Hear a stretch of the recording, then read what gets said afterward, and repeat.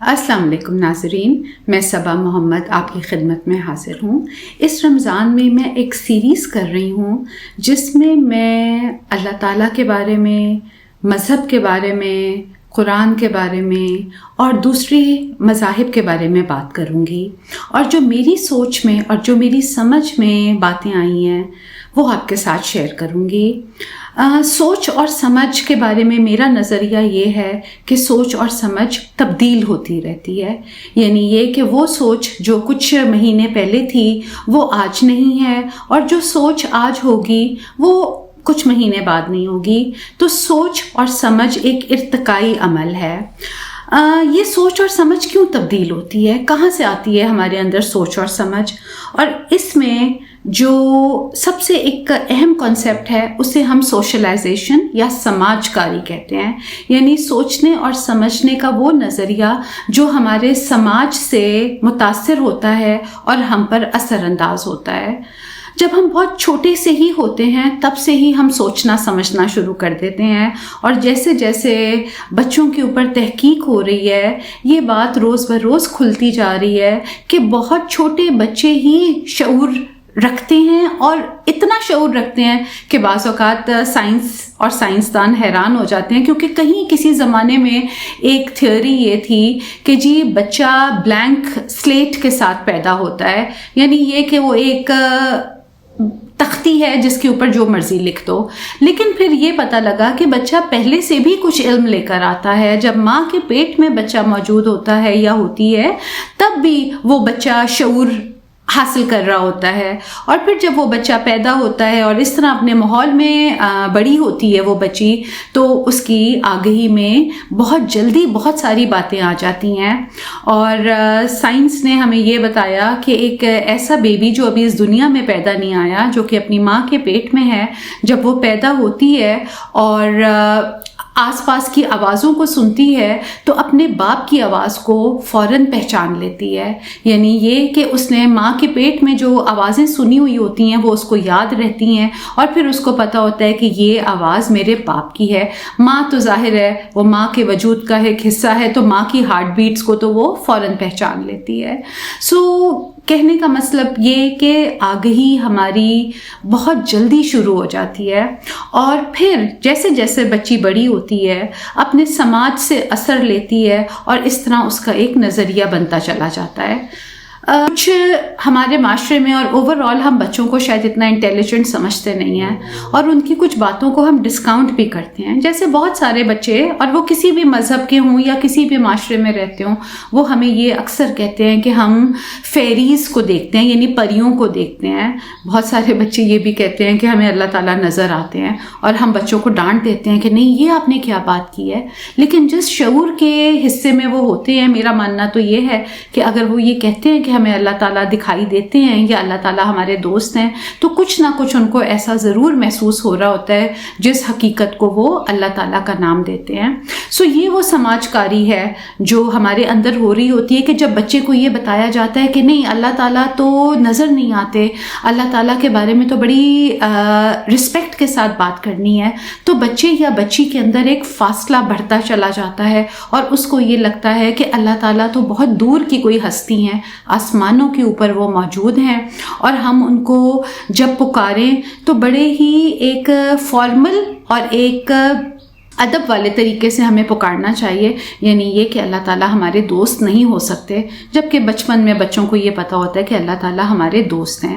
اس کے علاوہ اور سماج کاری کی جب ہم بات کرتے ہیں تو سماج کاری ہمیں اپنے آس پاس کے ماحول سے ملتی ہے، یعنی یہ کہ جو میرے ماں باپ تھے جب میں چھوٹی تھی، میں اپنے ماں باپ کو کیا کرتے دیکھ رہی تھی، ان کی کیا ووکیبلری تھی، وہ کیا استعمال کر رہے تھے الفاظ اللہ تعالیٰ کے لیے یا اور حقیقتوں کے لیے، اور انہی الفاظوں کو میں بھی پک کر رہی تھی۔ ماں باپ کے علاوہ میرے بہن بھائی کیا کر رہے تھے، ہم اسکولوں میں کیا سیکھ رہے تھے، ہم میڈیا کون سا دیکھ رہے تھے، ریڈیو پہ کیا سن رہے تھے، ٹی وی پر کیا دیکھ رہے تھے، ہمارے گھر اخبار کون سے آتے تھے۔ یہ سارے وہ طریقے ہیں جس سے ہم آگہی اور سمجھ حاصل کرتے ہیں، اور پھر ہماری سمجھ میں ان چیزوں کی وجہ سے تبدیلی بھی آتی ہے۔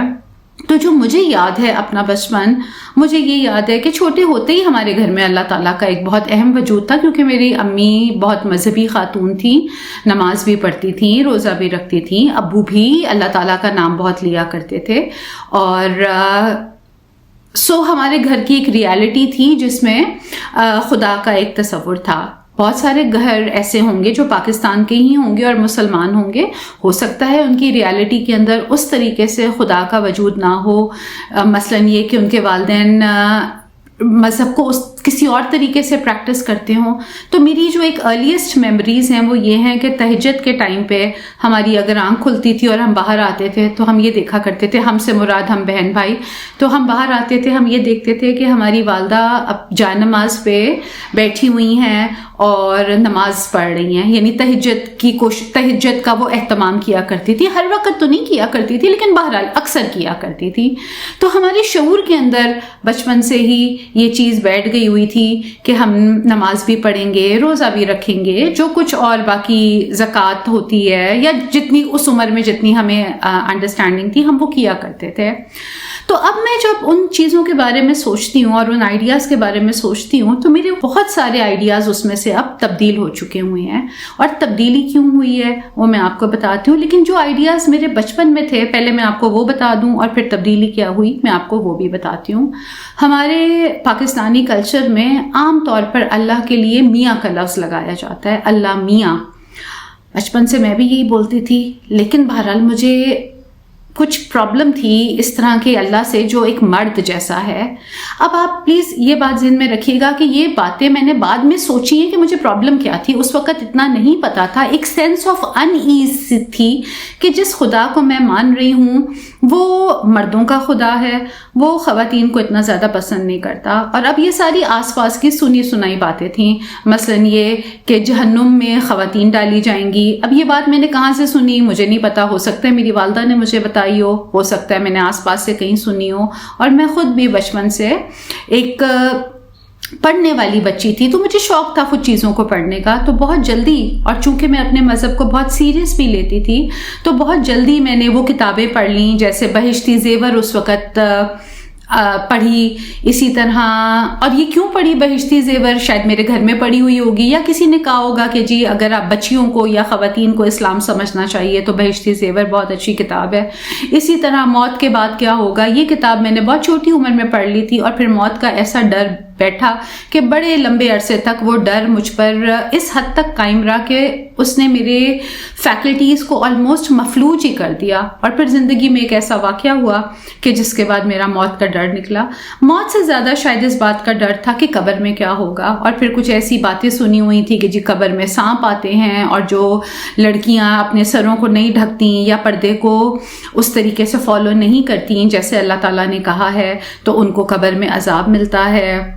یہ ظاہر ہے ہم سب بچوں کو بچپن سے ہی شعور ہوتا ہے کہ ہم لڑکی ہیں یا لڑکا ہیں، تو میں چونکہ لڑکی تھی تو مجھے پتا تھا کہ بہت ساری ایسی ریکوائرمنٹس ہیں اللہ تعالیٰ کی ایک لڑکی سے جو میں پوری نہیں کر پا رہی، مثلاً یہ کہ پردہ کیا ہوتا ہے اور پردہ کس طرح کا کرنا چاہیے۔ تو جو کتاب میں نے پڑھی غالباً سید ابو الاعلیٰ مودودی کی کتاب تھی پردہ، اور اس میں کہیں انہوں نے ایک انڈرسٹینڈنگ یہ دی ہوئی تھی کہ جب بچیاں گھر سے باہر نکلیں، خواتین گھر سے باہر نکلیں تو ان کو اپنے منہ کو ڈھانپ لینا چاہیے، اور بہترین تو کوشش یہ ہے کہ کچھ اپنے منہ کو ایسے ڈھانکیں کہ 2 آنکھوں میں سے صرف ایک آنکھ نظر آئے۔ اور یہ بات باقاعدہ کتاب میں موجود ہے، میں اپنی طرف سے نہیں کہہ رہی، میں اس کا حوالہ بھی لگا دوں گی۔ تو اب چونکہ میں نے یہ مانا ہوا تھا کہ مولانا مودودی کو قرآن کے بارے میں یا خدا کے بارے میں سب کچھ پتا ہے اور میں ان سے اپنا علم حاصل کر رہی ہوں، تو پھر ظاہر ہے میں تو ایسا پردہ نہیں کر پا رہی تھی۔ تھوڑی جب میں بڑی ہوئی ہوں تو میں نے اپنے سر کو بھی ڈھکنا شروع کیا، میں گاؤن بھی پہنتی تھی لیکن بہرحال میری ایک آنکھ کھلی اور ایک آنکھ بند ہو ایسا تو میں نہیں کر سکی تھی۔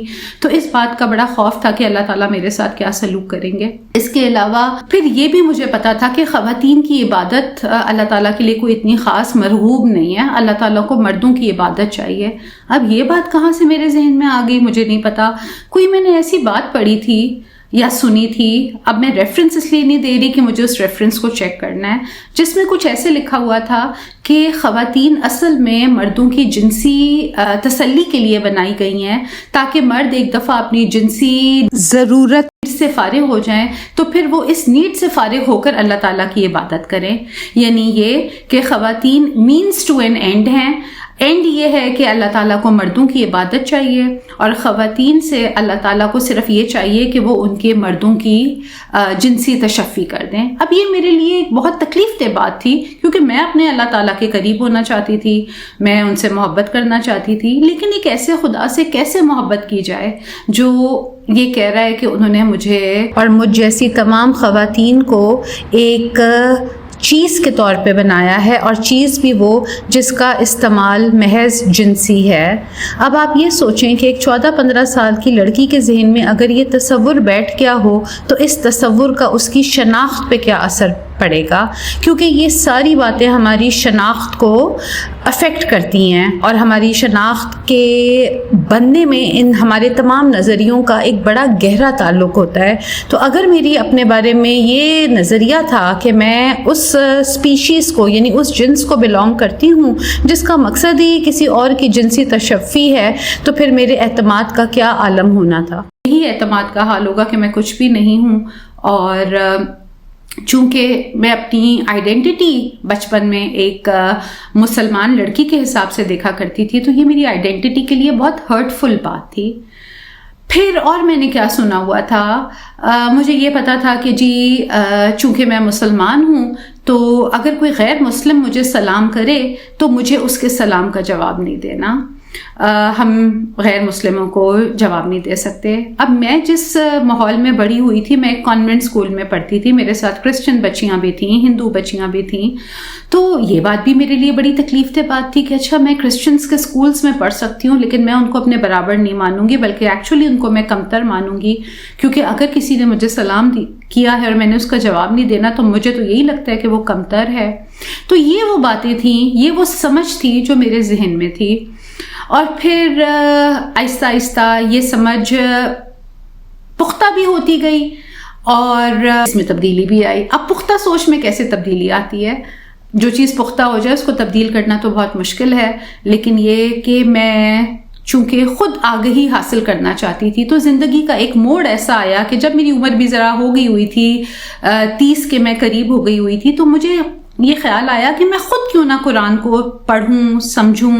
اور جانوں کہ اللہ تعالیٰ کیا کہتے ہیں. اس سے پہلے یقیناً میں نے مطلب کے ساتھ قرآن پڑھا ہوا تھا, لیکن جو میرا نظریہ تھا وہ میری اس ریڈنگ کو انفارم کر رہا تھا. یعنی یہ کہ مجھے اگر یہ پتا تھا کہ اللہ تعالیٰ نے مجھے کمتر بنایا ہے, تو پھر قرآن کی وہ آیت جس میں اللہ تعالیٰ یہ کہتے ہیں کہ جب میاں بیوی کا جھگڑا ہو جائے اور بیوی اگر میاں کی بات نہ سن رہی ہو تو اس کو مارا جا سکتا ہے, تو یہ آیت جب میرے سامنے آئی تو مجھے ایسا ہی لگا کہ واقعی یہ بات درست ہے, جو میں نے بچپن میں نظریہ اپنا رکھا تھا وہ ٹھیک تھا. اللہ تعالیٰ بیویوں کو تو ڈیفینیٹلی مردوں کے سب آرڈینیٹ سمجھتے ہیں, یعنی بیویاں کم ہیں, شوہر زیادہ ہیں. اس کے علاوہ پھر وراثت کا قانون جب پڑھا تو پتہ لگا کہ جی بیٹی کا آدھا حصہ ہے بیٹے کے مقابلے میں, اس چیز نے بھی ہرٹ کیا. تو کہنے کا مطلب قرآن تو میں پڑھ چکی ہوئی تھی, لیکن کوئی 30 سال کی عمر میں مجھے لگا کہ اب مجھے دوبارہ سے قرآن کو خود تفسیر کے ساتھ, خود تشریح کے ساتھ پڑھنا چاہیے, اور ساتھ ساتھ مجھے یہ بھی دیکھنا چاہیے کہ قرآن کس وقت میں اترا تھا, یعنی جو ہسٹوریکل سرکمسٹانسز تھے وہ کیا تھے. اور پھر میں نے اپنی تحقیق شروع کی. تو آج میں صرف آپ کو چند کتابیں دکھانا چاہتی ہوں کہ جو اوور دی ایئرز میں نے پڑھیں, سمجھیں اور میری سوچ کے اندر تبدیلی آئی. بات میں نے وہاں سے شروع کی تھی کہ بچپن میں ہماری سوچ کچھ اور ہوتی ہے اور وقت جیسے جیسے گزرتا رہتا ہے تو ایک ارتقاء آتا ہے, ایک تبدیلی آتی ہے. تو وہ تبدیلی کیسے آتی ہے, یعنی میں ان انفلوئنسز سے جو اللہ میاں کے بارے میں تھے, اور میں آپ کو بتاتی چلوں اب میں اللہ میاں کا لفظ بالکل یوز نہیں کرتی, میں اللہ تعالیٰ کہتی ہوں. تو یہ تبدیلی میرے اندر کیسے آئی کہ میں اللہ میاں سے اللہ تعالیٰ تک پہنچی, اور وہ حجاب جو میں اپنے سر پہ لیتی تھی وہ میں نے کیوں اتارا. تو صرف کچھ کتابیں میں آپ کو دکھانا چاہتی ہوں, لیکن اس کے بارے میں بات آپ سے انشاءاللہ اگلی دفعہ کروں گی. یہ ایک کتاب ہے what the Quran meant and why it matters. اس کی اردو بنے گی قرآن کا مطلب کیا تھا اور یہ اہم کیوں ہے. یہ گیری ولز کی کتاب ہے. میں نے اس کتاب کو پڑھا, اس کے بارے میں یوٹیوب کے اوپر لیکچر سنے. پھر یہ کہ یہ کیرن آرمسٹرانگ کی کتاب ہے اے ہسٹری آف گاڈ, اردو میں یہ بنے گی خدا کی تاریخ. یہ کتاب مجھے بہت اچھی لگی اور مجھے بہت کچھ سمجھ آیا جو پہلے سمجھ نہیں تھی جس بارے میں. یہ کتاب ہے جی رضا اسلم کی, یہ ہے گاڈ اے ہیومن ہسٹری, یعنی خدا ایک انسانی تاریخ. کہنے کا مطلب یہ کہ سوچ میں ارتقاء اور سوچ میں تبدیلی تب آتی ہے جب آپ اپنے سورسز آف نالج کو چینج کرتے ہو. پہلے چھوٹے ہوتے ہوئے جتنا شعور ہوتا ہے ہم اسی علم کو مکمل سمجھ لیتے ہیں, لیکن جیسے جیسے ہم اپنی زندگی کے سفر طے کرتے چلے جاتے ہیں ہمارا شعور میں ایک وسعت آتی ہے, کیونکہ ہماری جو سورسز آف نالج ہیں یعنی وہ سورسز جہاں سے ہم علم حاصل کرتے ہیں, جب اس میں تبدیلی آتی ہے تو پھر ہماری سوچ میں بھی تبدیلی آتی ہے. تو اس سیریز کا ایکچولی میں نام یہی رکھوں گی, اللہ میاں سے اللہ تعالیٰ تک. اللہ میاں کون تھے, اللہ تعالیٰ کون ہے, میں نے کیا سمجھا ہے, یہ میں آپ کے ساتھ وقتاً فوقتاً شیئر کرتی رہوں گی. تو آپ سب کو رمضان مبارک, اور انشاءاللہ امید ہے کہ اس رمضان میں ہم بھرپور اپنے علم کے اندر اضافہ کریں گے, عبادت بھی ہم کریں گے, اور ساتھ ساتھ ہم کچھ اچھی باتیں بھی آس پاس کے لوگوں سے سیکھیں گے, کیونکہ عبادت کے پیچھے بھی علم ہی ہے. میں یہ سمجھتی ہوں کہ ہر چیز کا آغاز علم سے ہوتا ہے. ہم نے عبادت کو کیا سمجھا ہے, عبادت کے پیچھے جو ہمارے نظریے ہیں وہ کیا ہیں, اور پھر اس حساب سے ہم عبادت کرتے ہیں. تو انشاءاللہ جی امید ہے کہ یہ سفر جو ہمارا رمضان کا ہے خوشگوار رہے گا. آپ جہاں بھی ہوں اپنا بھی خیال رکھیں اور دوسروں کا بھی خیال رکھیں. انشاءاللہ آپ سے اگلی دفعہ ملاقات ہوگی. Thank you. اللہ حافظ.